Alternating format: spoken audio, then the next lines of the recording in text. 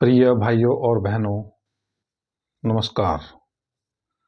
जैसा कि हम जानते हैं कि बचपन में पहली कक्षा से लेकर 10वीं कक्षा तक हर रोज एक ही प्रतिज्ञा करके भारत हमारा देश है, हम सब भारतवासी भाई बहन एक हैं। इस प्रतिज्ञा की शिक्षा को साथ लेकर बड़ा होता है हर बच्चा, और शिक्षा कहती है आज का बच्चा कल का नागरिक, और नागरिकों से बनता है परिवार, और परिवार से बनता है समाज, और समाज से बनता है प्रशासन। जो समाज को बेहतर शिक्षा प्रदान करे वह समाज को बेहतर रास्ते पर लेकर चले, अर्थात समाज में शांति व आनंद बना रहे। सुख नहीं, क्योंकि सुख तो किसी दूसरे को दुख देकर भी मिल सकता है। इसलिए शांति और आनंद वहाँ होंगे जहाँ प्रेम होगा। तभी तो किसी ने कहा है कर्तव्य भावना से ऊंचा है। भावना तो अपनी अपनी हो सकती है सबकी, लेकिन कर्तव्य जो समाज को एक बेहतर दिशा की ओर ले जाए। और मनुष्य जीवन का कर्तव्य क्या है? क्या धरती से मनुष्य जाति का विनाश करना, या धरती पर मनुष्य जाति के लिए प्रेम नगर बसाना, जहाँ शांति और आनंद मतलब खुशी हो, मतलब जीवन खुशी से भरा हो। होने को तो सब कुछ हो सकता है, लेकिन थोड़ा मुश्किल है, क्योंकि किसी ने क्या खूब कहा है, चित्र बदले जा सकते हैं, चरित्र नहीं। चित्र अर्थात वेशभूषा। वेशभूषा तो आप किसी की भी बदल सकते हो, और चरित्र उसकी सोच। जैसा कि हम जानते हैं कि हमारा मनुष्य समाज पिछले लगभग 6-7 या 10,000 वर्षों से बनता आ रहा है, और बनते बनते प्रथम विश्व युद्ध हुआ और द्वितीय विश्व युद्ध हुआ। द्वितीय विश्व युद्ध के बाद जब लोगों ने देखा कि इस तरह तो धरती से मनुष्य जाति खत्म हो जाएगी, तो उन्होंने अंतर्राष्ट्रीय सहयोग को बढ़ावा दिया।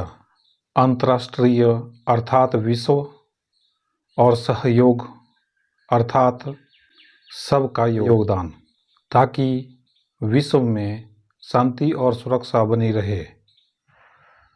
इसके लिए द्वितीय विश्व युद्ध के अत्याचारों को दोबारा होने से रोकने के लिए दुनिया भर की 50 सरकारें अप्रैल 1945 में सैन फ्रांसिस्को में मिली और संयुक्त राष्ट्र चार्टर के रूप में जाना जाने वाला मसौदा तैयार करना शुरू किया। मसौदा अर्थात एग्रीमेंट, जिसने 24 अक्टूबर को चार्टर की पुष्टि होने पर संयुक्त राष्ट्र का गठन किया। राष्ट्रसंघ की स्थापना का मूल उद्देश्य क्या था? राष्ट्रसंघ एक अंतर्राष्ट्रीय संगठन था जिसकी स्थापना 10 जनवरी 1920 को वर्साय की संधि के हिस्से के रूप में की गई थी, जिसने प्रथम विश्व युद्ध को समाप्त कर दिया था। इसका प्राथमिक लक्ष्य विश्व शांति बनाए रखना और बातचीत और कूटनीति के माध्यम से अंतर्राष्ट्रीय विवादों को हल करना। आज विश्व में 195 देश हैं। इस कुल में से 193 देश इसमें शामिल हैं जो संयुक्त राष्ट्र के सदस्य राज्य हैं, अर्थात देश, और 2 देश जो गैर सदस्य पर्यवेक्षक राज्य हैं अर्थात देश हैं, वो हैं होलीसी और फिलिस्तीन राज्य। संयुक्त राष्ट्र संघ के कार्य क्या हैं? अंतर्राष्ट्रीय शांति एवं सुरक्षा बनाए रखना, मानव अधिकारों की रक्षा करना, मानवीय सहायता पहुंचाना, सतत विकास को बढ़ावा देना और अंतर्राष्ट्रीय कानून का भलीभांति कार्यान्वयन करना शामिल है। अंतर्राष्ट्रीय कानून का भलीभांति कार्यान्वयन करना अर्थात भलीभांति पालन करना शामिल है। मैं कहता हूँ सोच तो अच्छी थी, क्योंकि बातचीत से ही किसी भी हल को किया जा सकता है। लेकिन आज के समय में बातचीत तो बहस बनकर रह गई है और द्वितीय विश्व युद्ध के विजेता देशों ने मिलकर संयुक्त राष्ट्र को अंतर्राष्ट्रीय संघर्ष में शामिल किया। वे चाहते थे कि भविष्य में फिर कभी द्वितीय विश्व युद्ध की तरह युद्ध ना उभर जाए, द्वितीय विश्व युद्ध की तरह फिर से युद्ध ना हो। अर्थात विजेता देशों ने मिलकर, जो शक्तिशाली देश जो थे, वो सब देशों के साथ मिलकर शांति चाहते थे। तभी तो संयुक्त राष्ट्र संघ की स्थापना हुई। वो चाहते थे कि कहीं ना कहीं से कोई ऐसा विचार आए जो पूरे विश्व को शांति का पाठ पढ़ाए। लेकिन आज मैं भारत का एक जिम्मेवार नागरिक होने के नाते पूरे विश्व से अर्थात यूएनओ से, जिसमें 195 देश में से 193 देश उसके मेंबर हैं और 2 उसके खिलाफ हैं, क्या आप सब नागरिक मुझे बता सकते हैं कि यूएनओ की जो स्थापना है 1946 में हुई है और आज 78 वर्ष बाद भी शांति का कहीं नामो निशान नहीं है, क्या इसे आप शांति कहते हैं? आज एक तरफ रूस और यूक्रेन का युद्ध लगा है और दूसरी तरफ हमास और इजराइल का युद्ध चला है। वहाँ ईरान युद्ध में आ रहा है, कभी अमेरिका युद्ध में आ रहा है, कभी पाकिस्तान, कभी चाइना। इसे आप शांति कहते हैं? अरे मेरे भाइयों, शांति हथियारों से नहीं, विचारों से आती है, ज्ञान से आती है। और ज्ञान मुझे मेरे गुरुदेव देते हैं। कौन है मेरे गुरुदेव? आइए देखते हैं। ये कहानी है उस समय की जब बिग बैंग का धमाका नहीं हुआ था। उससे पहले इस ब्रह्मांड में चारों तरफ अंधेरा ही अंधेरा था।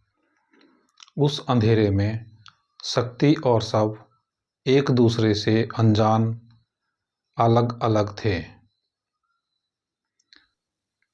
तब एक समय की बात है, शक्ति क्या है? शक्ति तो एक अदृश्य बल है जो पूरे जहाँ पे कुछ भी नहीं है, जहाँ अनंत है, जो मूल भी है और अंत भी है। मूल से लेके अंत तक शक्ति ही शक्ति है। तो एक बार शक्ति के मन में विचार आया कि मैं अकेली क्यों हूँ। तो उन्होंने अपने प्रेम से थोड़ा सबको उठाकर शक्ति ने उसमें अपने प्रेम का कुछ ऐसा संतुलन बनाया, अपने प्रेम का ऐसा संतुलन बिठाया कि उसको शिव रूप में साकार कर दिया, उसमें जीवन डाल दिया। और जब भगवान शिव अकेले अकेले बहुत समय तक सोचते रहे कि मैं अकेला हूँ, मुझे किसने बनाया, मैं कौन हूँ, तो शक्ति माता ने आकाशवाणी की और उसमें बताया कि मैंने तुम्हें अपने प्रेम से बनाया है। तुम्हारे सब के अंदर जो तुम्हारा शरीर है, उसके अंदर मैंने अपने प्रेम का कुछ ऐसा संतुलन बिठाया है कि जिससे मैं तुम्हें जीवन दे पा रही हूँ। मुझ में ये शक्ति है कि मैं किसी को जीवन दे सकती हूँ अपने प्रेम के संतुलन से। मुझ में ऐसी शक्ति क्यों है और तुम कौन हो, इसी ज्ञान को पाने के लिए मैंने तुम्हें बनाया है। अब तुम्हें अपने सब के अंदर मेरी शक्ति को पहचानना है कि मेरी शक्ति क्या है, कैसे मैं तुम्हें जीवन दे पा रही हूँ। इसका ज्ञान तुम्हें मुझे देना है। तो भगवान शिव अंतर्ध्यान होकर अपनी शक्ति को पहचानने लगे और अंतर्ध्यान हो गए। जब उन्होंने देखा कि ज्ञान तो शक्ति के समान अथाह है, जिसकी कोई सीमा नहीं है, जैसे शक्ति की कोई सीमा नहीं है वैसे ही ज्ञान की भी कोई सीमा नहीं है। ज्ञान हमें क्या सिखाता है? शक्ति एक छोटे से शव को एक मच्छर के बराबर या किसी कीट के बराबर, मक्खी के बराबर, किसी छोटे शव को जब उठाती है तो उसे जीवन दे सकती है। और दूसरी तरफ अगर एक हाथी के बराबर शरीर को, शव को उठाती है तो उसे भी जीवन देती है। उसी ने हाथी भी बनाए हैं और उसी ने मक्खी भी बनाई है। उसी ने तरह तरह के जीवों को जन्म दिया है। उसमें जीवन देने की शक्ति है। लेकिन ज्ञान प्रभु के पास है, श्री कृष्ण जी के पास, श्री राम जी के पास, शिव भगवान जी के पास ज्ञान कहाँ नहीं है? ज्ञान तो बहुत है। तो जब भगवान शिव ने अपने अंतर मन में अपनी शक्ति को पहचान कर ये जाना कि मुझे जो जीवन देने वाली शक्ति है, जो मुझे शिव बनाती है, मुझे उसे वैसा ही प्रेम देना है जैसा उसने मुझे दिया है। अर्थात उसने मुझे जीवन दिया है तो मैं उसे अपने प्रेम का ज्ञान दूंगा। लेकिन मैं शक्ति की तरह ही विशाल हूँ। शक्ति और ज्ञान अपने आप में दोनों ही बड़े हैं। ये एक दूसरे को नहीं संभाल सकते जब तक भक्ति नहीं होगी। तो भगवान शिव ने शक्ति को बताया कि देवी, तुम सबसे पहले भक्ति को जन्म दो। जब भक्ति अपनी शक्ति से मेरे ज्ञान को पाने की इच्छा रखेगी तो मैं भक्ति के माध्यम से तुम्हें अपना ज्ञान दूंगा। जिस दिन तुम्हारी भक्ति अर्थात तुम्हारा पुत्र भक्ति अपनी माता शक्ति की इच्छा पूर्ण करने के लिए, ज्ञान लेने के लिए सक्षम हो जाएगा और मेरे ज्ञान पर शंका नहीं करेगा, तो मैं तुम्हें अपना ज्ञान भक्ति के माध्यम से आपको दूंगा, जो मेरा प्रेम होगा। वरना अगर भक्ति नहीं होगी तो शक्ति और ज्ञान दोनों इकट्ठा नहीं रह सकते। जैसा कि आपने देखा कि शक्ति तो रावण के पास भी है और शक्ति राम के पास भी है, दुर्योधन के पास भी है, कर्ण के पास भी है, भीष्म के पास भी है। शक्ति तो सबके पास है और ज्ञान भी सबके पास है। किसी के पास अपना पेट भरने का ज्ञान है तो किसी को दूसरे को सुख देने का ज्ञान है। ये ज्ञान ही तो है। अगर शक्ति और ज्ञान आपस में टकराते रहेंगे तो इस दुनिया में कुछ भी नहीं रहेगा। उसके लिए भक्ति जरूरी है, क्योंकि भक्ति ही वो माध्यम है जो शक्ति और ज्ञान को इकट्ठा रख सकता है। इसीलिए माता आदिशक्ति जी ने पहले भक्ति को जन्म दिया और भक्ति ने शक्ति के माध्यम से ज्ञान को जब ग्रहण किया कि जो आपका ज्ञान होगा मैं उसकी भक्ति करूँगा, अर्थात आप मुझे ज्ञान देंगे और मैं आपका शिष्य बनूंगा, ये इच्छा रखी। जब भक्त हनुमान जी ने ज्ञान के चरणों में अपना समर्पण किया, ज्ञान अर्थात भगवान शिव, जिन्हें ज्ञान है कि शक्ति के बिना उनका शरीर सबके समान है, शक्ति है तो शिव है, शक्ति के बिना तो शिव सबके समान है। तो ऐसे भगवान शिव ज्ञान रूप में भक्त हनुमान को शिक्षा दे रहे हैं कि तुम अपनी भक्ति की शक्ति में मेरे ज्ञान को ग्रहण करते चलो, मैं तुम्हें श्री राम रूप में मिलूँगा और तुम्हें अपनी सेवा का मौका दूंगा। तभी से मेरे गुरुदेव श्री हनुमान, माता शक्ति और शिव अर्थात सीताराम या राधे श्याम, ये सब उन्हीं के नाम और रूप हैं। श्री सीताराम जी के चरणों में रहते हैं, जिन्हें पूर्ण शिव भी कहा जाता है। जब भक्त हनुमान जी ने ज्ञान के चरणों में समर्पण किया, अर्थात प्रभु श्री राम के चरणों में समर्पण किया, तो भगवान शिव जी ने अर्थात ज्ञान ने भक्ति के अंदर प्रवेश किया और वहीं से बिग बैंग का धमाका कहो या भक्ति की शक्ति से बना यह ब्रह्मांड अंत में भक्ति में मिल जाएगा। कैसे? जैसे कि ब्लैक होल,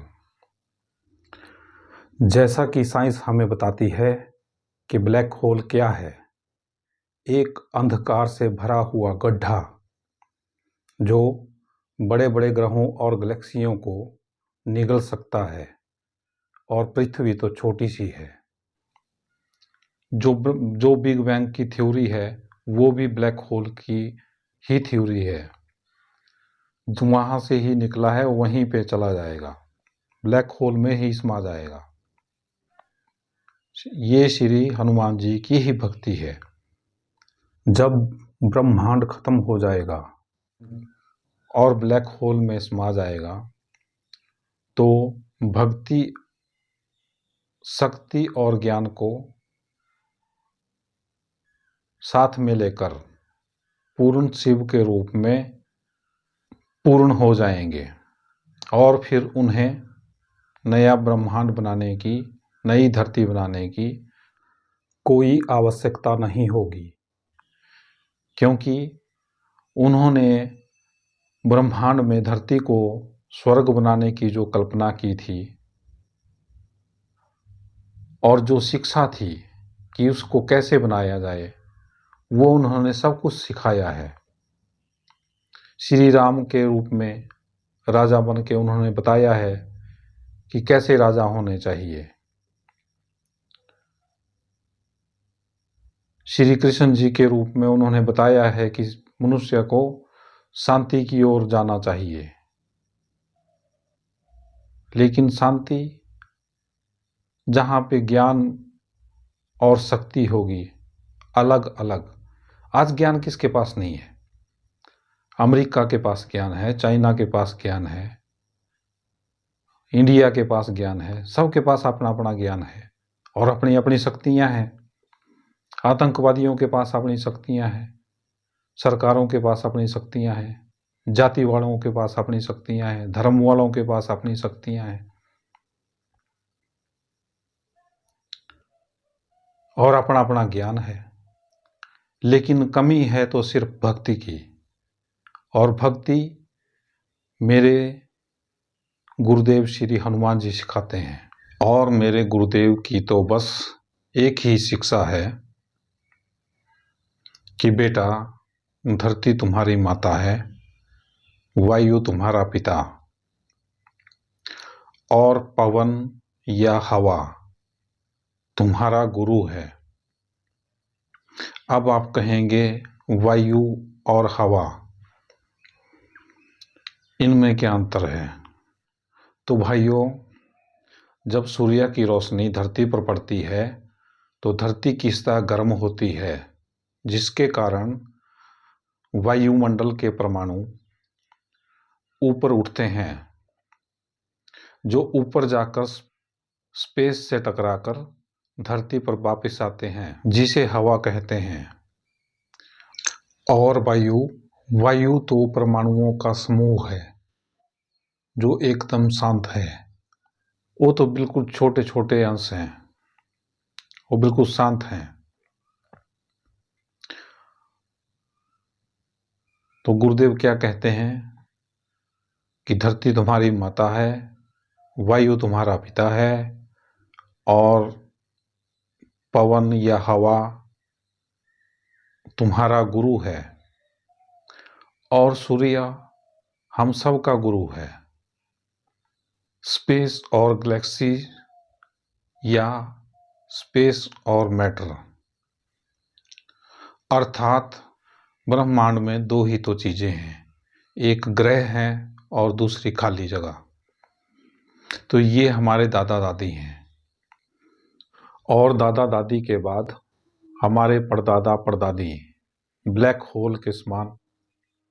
ऐसा लगता है जैसे भक्त हनुमान ने अपने हृदय में शिव और शक्ति को, अर्थात सीताराम जी को अपने हृदय में बसाया हो, जहाँ से इस गैलेक्सी की या ब्रह्मांड की शुरुआत होती है और वहीं पे वापिस मिल जाते हैं। जैसा कि साइंस हमें बताती है कि ब्लैक होल का गुरुत्वाकर्षण इतना तेज होता है जो बड़े से बड़े ग्रहों को भी अपने भीतर समेट लेता है। अगर वही गुरुत्वाकर्षण बाहर की तरफ निकले तो उससे ब्रह्मांड की रचना होती है, जिसे आज की साइंस गुरुत्वाकर्षण की शक्ति कहती है।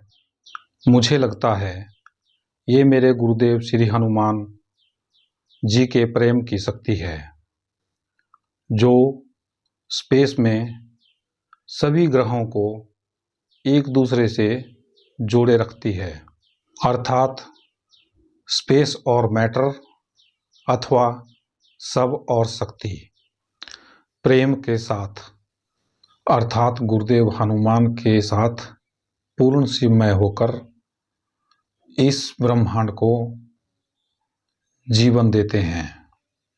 मेरे गुरुदेव श्री हनुमान जी का स्वरूप इतना छोटा हो सकता है जितना कि, जैसा कि हम जानते हैं,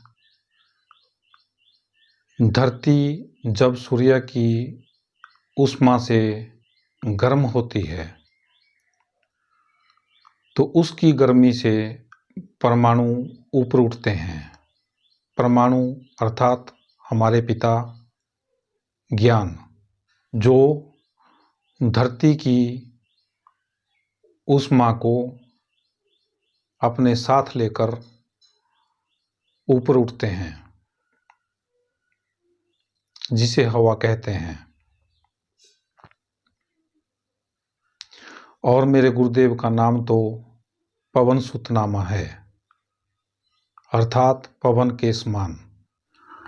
अब यहाँ एक सवाल बनता है कि जिस ऊष्मा से परमाणु ऊपर उठते हैं, उस ऊष्मा को साइंस देख सकती है या नहीं। लेकिन दूसरी तरफ उनका स्वरूप इतना बड़ा है कि जिसमें समस्त ब्रह्मांड समाया हो। एक ऐसी शक्ति जिससे बिग बैंग का धमाका हुआ। ये शक्ति गुरुदेव हनुमान की है। उनके हृदय में से ये ब्रह्मांड निकला है और उन्हीं में समा जाएगा। अगर यह मनुष्य जाति मेरे गुरुदेव श्री हनुमान की भक्ति को नहीं समझी तो, जैसा कि हम जानते हैं कि हमारा आज का वर्तमान पिछले लगभग 4-5 हजार वर्षों से बनता आ रहा है, जिसमें भक्ति का स्थान सिर्फ अपने तक ही सीमित है, जहाँ पे भक्ति द्वारा स्वर्ग या मोक्ष को प्राप्त करने की कला सिखाई जाती है, जिसमें कहीं ना कहीं स्वार्थ है।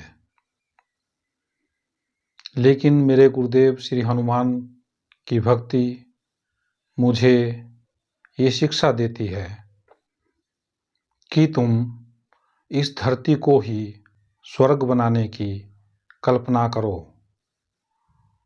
ताकि इस धरती पर पैदा होने वाला कोई भी बच्चा, वो मेरा हो, आपका हो या आपका हो, हिंदू, मुस्लिम, सिख, ईसाई, यहूदी, दुनिया में जितने भी धर्म हैं, सभी के बच्चे खुशी, सुखी और शांति को प्राप्त करें, जिन्हें इस धरती पर प्रेम ही प्रेम मिले।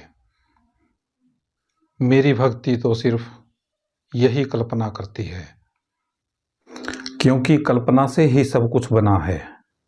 अगर किसी ने मोबाइल बनाने की कल्पना नहीं की होती तो आज हमारे हाथ में मोबाइल नहीं होता। और मेरी कल्पना तो धरती को स्वर्ग बनाने की है, क्योंकि स्कूल में पढ़ा था, जननी व जन्मभूमि स्वर्ग से बढ़कर है। जिस दिन यह मनुष्य जाति यह प्रतिज्ञा करेगी कि जवानी के हाथ में बुढ़ापे की लाठी और बचपन की शिक्षा है, उस दिन इस धरती को स्वर्ग बनाया जा सकता है। जवानी क्या है? जवानी एक शक्ति है, ताकत है, जिसमें जन्म देने की शक्ति है, अर्थात जवानी शक्ति है, बचपन भक्ति है और बुढ़ापा ज्ञान है। ये मनुष्य की पहचान है। जैसा कि हमें शिव परिवार सिखाता है, शिव जिन्होंने अपने गले में सांप को धारण किया है, अर्थात अपनी शक्ति का विष पीकर भक्ति में परिवर्तित कर दिया है या भक्ति में लगा दिया है। और शिव की जटाओं में गंगा यह दिखाती है कि जल ही जीवन है। और चंद्रमा को शीश पर धारण करके भगवान शिव बताते हैं कि चंद्रमा के बिना धरती पर मनुष्य जाति जीवित नहीं रह सकती। और त्रिशूल हमें सिखाता है, शूल क्या होता है? शूल का मतलब होता है पीड़ा। त्रिशूल का मतलब है 3 प्रकार की पीड़ा, सब, शक्ति और भक्ति की, जो पूर्ण शिव हैं। अर्थात अपनी शक्ति तो कई प्रकार की हो सकती है, जैसे ताकत की, धन की, बुद्धि की, समूह या संघ की, छोटे या बड़े की या अहंकार की। ये सब मन की पीड़ाएं हैं। मन अर्थात शक्ति। मन की पीड़ाएं भी बहुत प्रकार की होती है। जैसे मेरी ही ले लो, पूरे विश्व को एक परिवार बनाना, जहां सभी सुख, शांति, आनंद और प्रेम से रहें। सब अर्थात शरीर की या ज्ञान की। शरीर की पीड़ाएं भी भिन्न भिन्न प्रकार की हो सकती है। और तीसरी पीड़ा भक्ति की, अर्थात समय की, जो इतिहास ने हमें दी है। आज एक परिवार तक में प्रेम नहीं रहा और दूसरी तरफ समस्त देश एक दूसरे को नीचा दिखाने में लगे हुए हैं और चारों तरफ लड़ाई ही लड़ाई है, नफरतें ही नफरतें हैं। समय की पीड़ा एक ऐसी पीड़ा है जो हम अपने भविष्य को देते हैं, अर्थात अपने बच्चों को। प्रेम दोगे तो स्वर्ग बनेगा और नफरत दोगे तो नरक बनेगा। प्रेम क्या है? प्रेम है भक्ति। और नफरत क्या है? नफरत है अहंकार। और भक्ति प्रेम के साथ साथ समय भी है, जो हमें एक समय के बाद दिखाता है कि आपकी भक्ति प्रेम था या अहंकार। लेकिन भक्ति तो सिर्फ भक्ति है, भक्ति तो सिर्फ प्रेम सिखाती है। तभी तो भगवान शिव ने माता को शेर के रूप में वाहन दिया है और खुद को बैल के रूप में लिया है। और शिव के 3 नेत्र शक्ति, ज्ञान और भक्ति का प्रतीक हैं। और भगवान शिव के गले की माला दर्शाती है कि धरती पर समस्त जीव जंतु एक माला की तरह हैं, जो एक दूसरे पर आश्रित हैं। इन्हें सबको मिलकर एक माला की तरह रहना चाहिए। लेकिन जब जब इस माला को कोई तोड़ने की कोशिश करता है, तब तब भगवान शिव गुस्सा होते हैं और डमरू बजाते हैं और तांडव करते हैं ताकि उनका गुस्सा शांत हो जाए। अगर कहीं भगवान शिव का गुस्सा अपना रौद्र रूप दिखला दे, तब तो ये दुनिया खत्म हो जाएगी और सब और शक्ति फिर से जुदा जुदा हो जाएंगे। इसीलिए भक्ति और शक्ति के साथ मिलकर भगवान शिव भक्ति करते हैं, और जब जब भी वो खुश होते हैं, वो तब भी डमरू बजाते हैं और नाचते हैं, क्योंकि संगीत में वो ताकत है जो क्रोध को शांत कर दे और शांति को प्रसन्न कर दे। ऐसे ज्ञान को पाकर माता आदि शक्ति जी ने शिव भगवान जी से प्रेम विवाह किया। एक समय की बात है, जब माता शक्ति के पिता राजा दक्ष एक यज्ञ कर रहे थे, तो उन्होंने शिव को अपने उस यज्ञ में निमंत्रण नहीं दिया। और उधर माता आदि शक्ति भगवान शिव से प्रार्थना कर रही है कि प्रभु, मेरे पिताजी के घर में इतना बड़ा फंक्शन हो रहा है, यज्ञ हो रहा है, तो हमें भी वहाँ जरूर जाना चाहिए। लेकिन भगवान शिव बता रहे हैं कि देवी, जहाँ पर कोई बुलाए ना, वहाँ नहीं जाना चाहिए। लेकिन माता हठ करती है कि पिता के घर में बुलाने की कोई ज़रूरत नहीं होती। और शिव भगवान समझा रहे हैं कि देवी, जैसे कोई सुखी रहना चाहता हो, उसे वैसे ही सुखी रहने देना चाहिए। अर्थात तुम पिता के घर को त्याग कर मेरी अर्धांगिनी बनी हो, तो आपके सुख दुख व खुशी की जिम्मेवारी मेरी है। लेकिन माता आदिशक्ति जिद करके, हठ करके अकेली चली गई। लेकिन जब वहाँ पर भरी सभा में उनके पति शिव की बेइज्जती की गई, अपमान किया गया, तो माता आदिशक्ति ने उसी सभा में अपने प्राण त्याग दिए, जिसकी वजह से भगवान शिव क्रोधित हुए और उन्होंने अपने ससुर राजा दक्ष का सर काट दिया, अर्थात गर्दन काट दी, और उन्हें बकरे की गर्दन लगा दी, उन्हें और समाज को ज्ञान देने के लिए कि जो पिता अपनी पुत्री के सुख या खुशी की भावना को नहीं समझ सकता, वो समाज की अन्य स्त्रियों की खुशी या सुख की भावना को क्या समझेगा।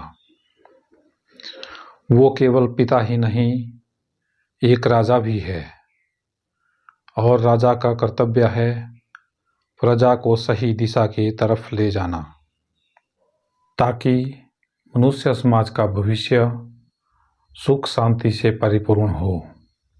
लेकिन राजन, आपने तो अपनी शक्ति के अहंकार में अपनी पुत्री का सुख चैन छीनकर उसे आत्महत्या करने पर मजबूर कर दिया।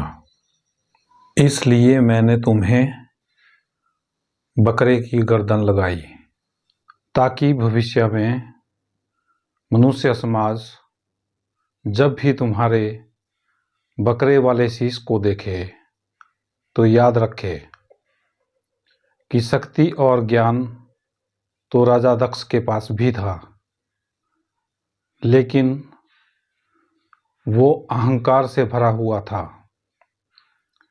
तभी तो उन्हीं के शासन, प्रशासन और समाज के बीच में भगवान शिव ने उन्हें बकरे की गर्दन लगा दी, मनुष्य प्रजाति को ज्ञान देने के लिए कि अगर मनुष्य अपने अहंकार को त्याग कर अगर भक्ति की शरण में चला जाए तो क्या कुछ नहीं हो सकता। वो उन्होंने करके दिखलाया, मनुष्य के धड़ पर बकरे का शीश लगाकर, और उन्होंने ये संदेश दिया कि शक्ति और ज्ञान के अहंकार से बड़ी है शक्ति और ज्ञान की भक्ति, जो कुछ भी कर सकती है। होनी को अनहोनी कर दे, अनहोनी को होनी, एक जगह जब मिले हो तीनों, शक्ति, भक्ति और ज्ञान।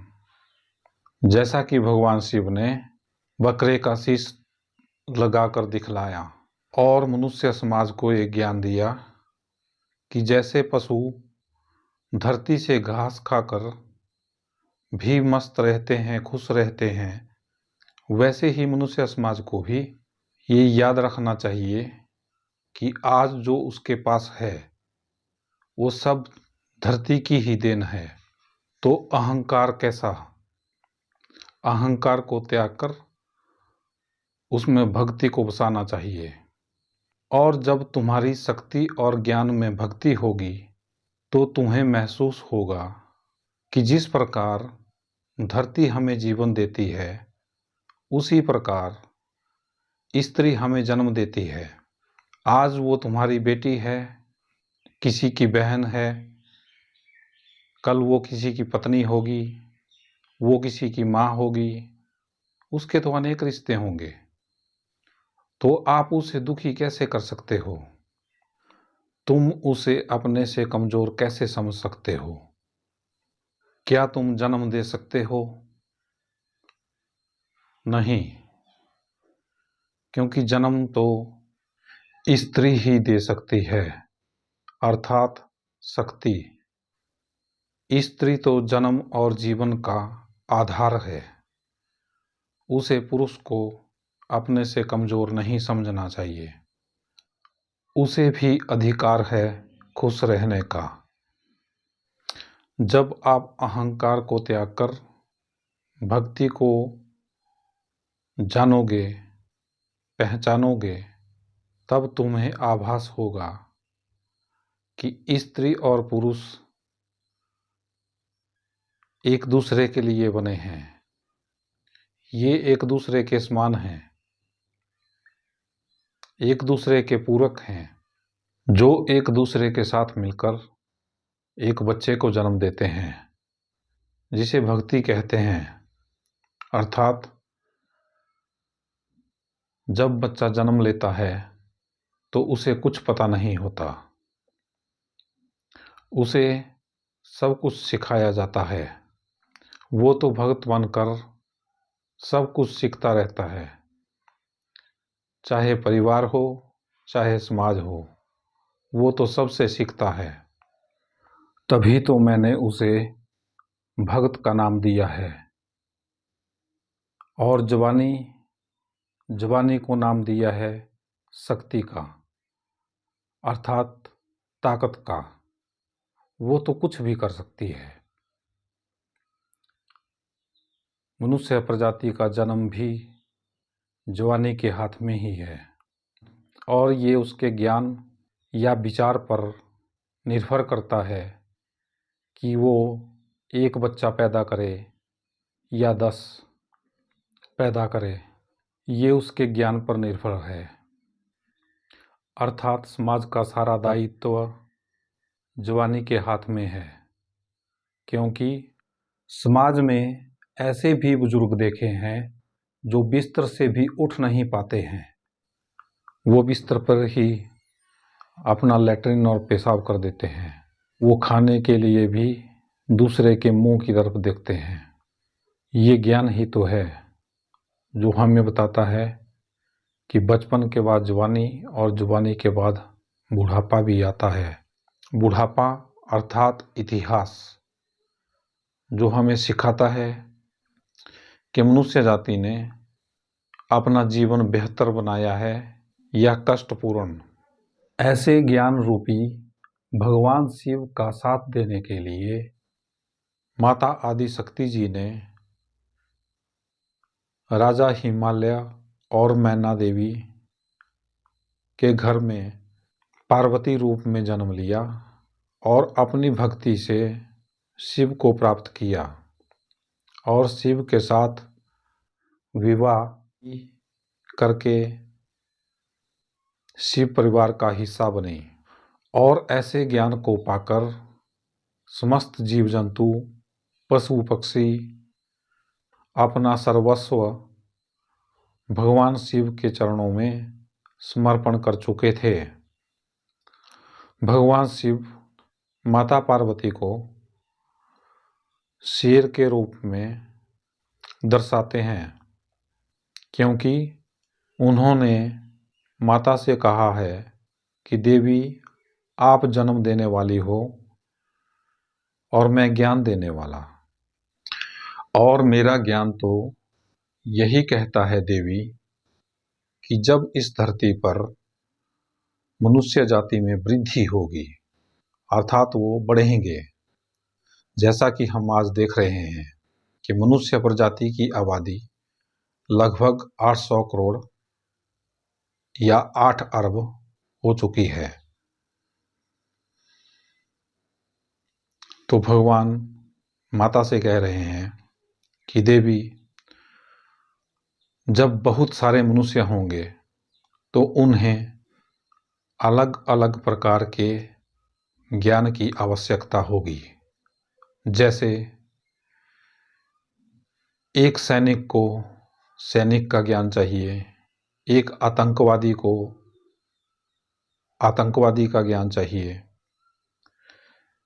वैसे ही एक राजनीतिज्ञ को राजनीति का ज्ञान चाहिए, एक टीचर को संपूर्ण ज्ञान चाहिए और मेरे जैसे को भक्ति का ज्ञान चाहिए। लेकिन जब ये सैनिक और आतंकवाद आपस में टकराएंगे तो मैं तो ज्ञान हूँ, मैंने तो आतंकवाद को भी ज्ञान दिया है और सैनिक को भी ज्ञान दिया है। आप जन्म देने वाली हो, मैं आपके द्वारा दिए गए जीवन को मृत्यु नहीं दे सकता, क्योंकि मैं तो दोनों का गुरु हूँ, आतंकवादी का भी और सैनिक का भी। इसलिए मैं चाहता हूँ कि मृत्यु की देवी भी आप ही को बनाया जाए। इसलिए भगवान शिव ने माता पार्वती को शेर के रूप में दर्शाया है और माता के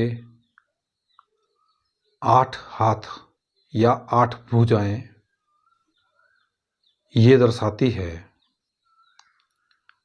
कि 2 भुजाएं तो माता की है, 2 भुजाएं भगवान शिव की हैं और 2-2 उनके पुत्रों की, कार्तिकेय और गणेश की। कुल मिलाकर 8 भुजाएं बनती है। ये दर्शाता है कि माता की सुरक्षा हम सब के हाथ में है, हम सब माता के साथ में हैं। ऐसे ज्ञान को पाकर नंदी महाराज ने भी भगवान शिव के आगे समर्पण किया और इस चित्र में माता पार्वती और शिव पिता के बड़े पुत्र कार्तिकेय, जिनका वाहन मोर के रूप में दर्शाया जाता है। मोर प्रसन्नता का प्रतीक है, जो अपने नृत्य से खुशियां बांटता है और प्रसन्नता बिखेरता है। भगवान शिव की अपने बड़े पुत्र कार्तिकेय को यही शिक्षा है कि बेटा, इस धरती पर तुम्हें प्रसन्नता बिखेरनी है, जिससे इस धरती पर खुशियां प्राप्त हो। और भगवान शिव के दूसरे पुत्र श्री गणेश जी, जिनका जन्म, जिनको माता पार्वती ने अपनी रक्षा के लिए बनाया अपने मैल से, और जब माता स्नान कर रही थी तब उन्होंने अपने पुत्र को बाहर खड़ा किया ताकि उन्हें निर्वस्त्र अवस्था में कोई देख ना पाए। इसीलिए श्री गणेश जी को माता ने बाहर खड़ा किया। इतने में भगवान शिव वहाँ आए और उन्होंने गणपति जी का गला धड़ से अलग कर दिया।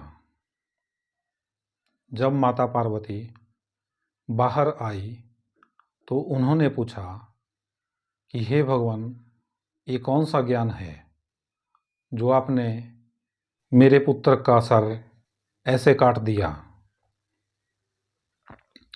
तब भगवान शिव बोले, देवी, जैसा कि आप जानती हो कि मैंने आपको अपने अर्ध स्वरूप में स्वीकार किया है और मैंने आपसे वादा किया है कि मैं आपको अपने प्रेम का ज्ञान दूंगा।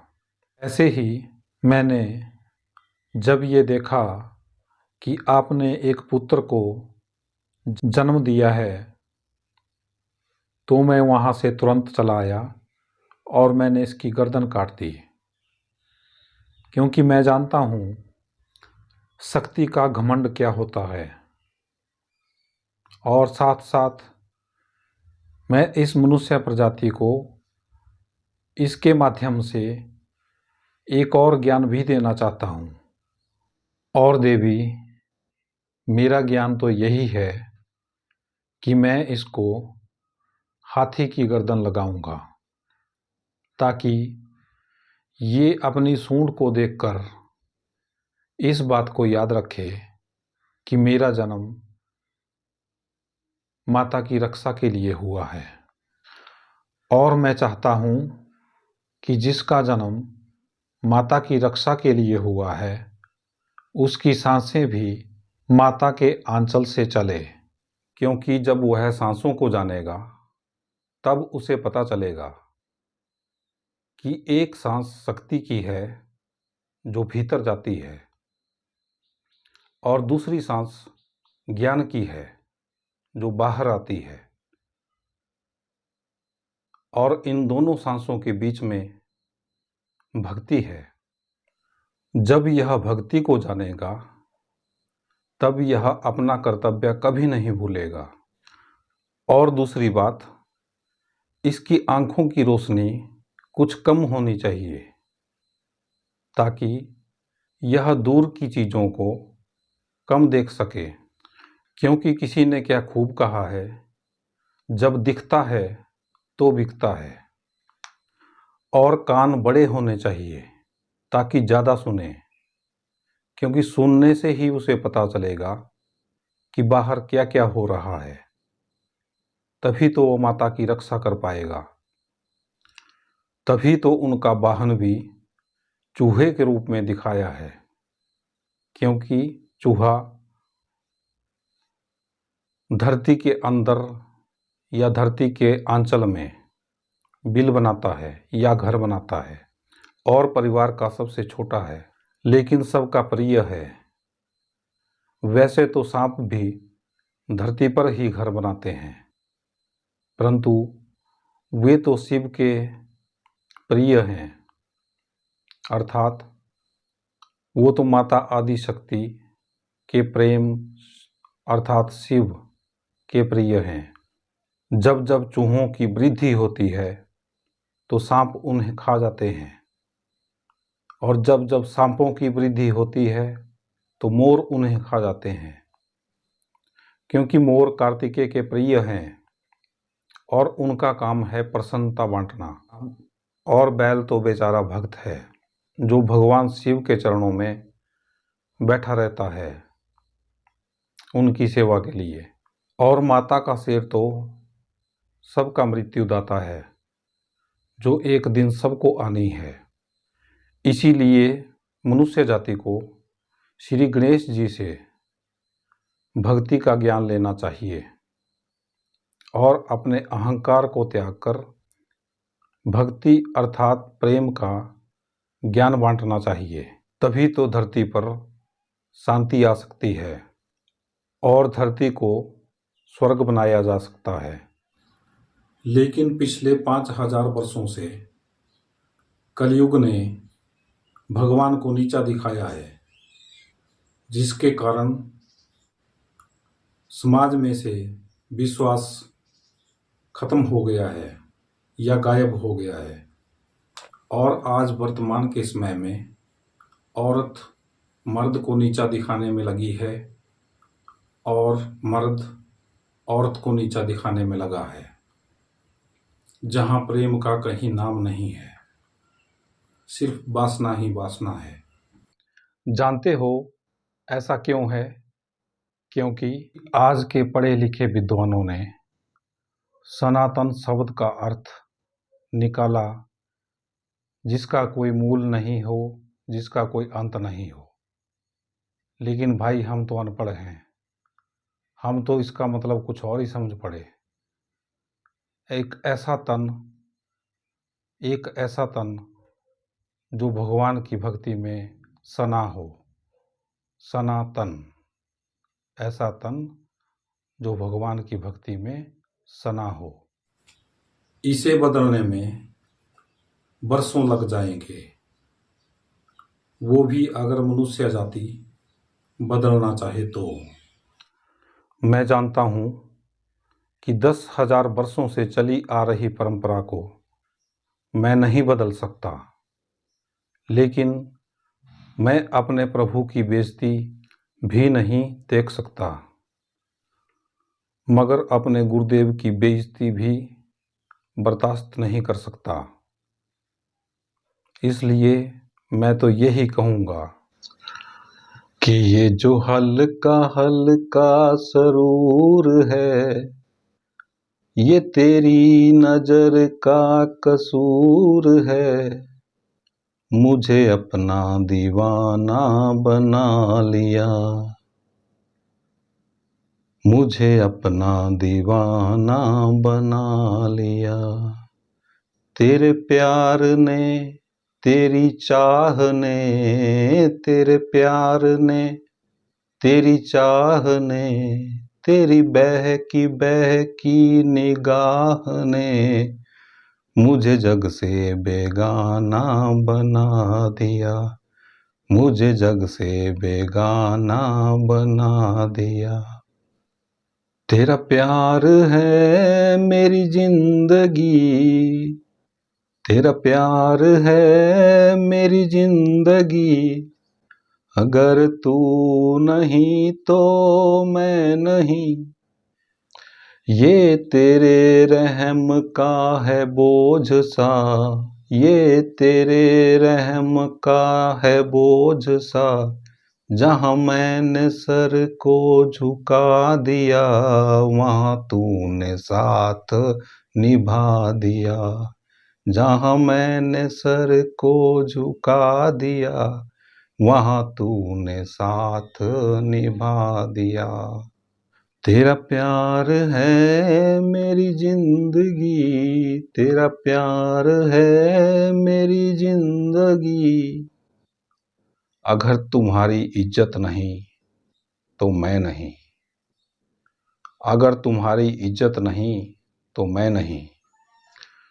ये मेरे दिल पर था बोझ सा, ये मेरे दिल पर था बोझ सा, जो आज मैंने सुना दिया,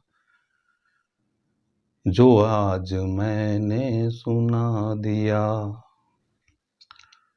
ना पूजा आती है मुझे, ना पाठ आता है, ना पूजा आती है मुझे, ना पाठ आता है, बस सर झुका देता हूँ जब तू याद आता है। तेरे चरणों में सब कुछ रख दिया, तेरे चरणों में सब कुछ रख दिया, तन रख दिया, मन रख दिया, कलेजा रख दिया, और अर्ज किया जो तेरी खुशी वो मेरी खुशी, जो तेरी खुशी वो मेरी खुशी, ये जन्म आपके चरणों में लगा दिया।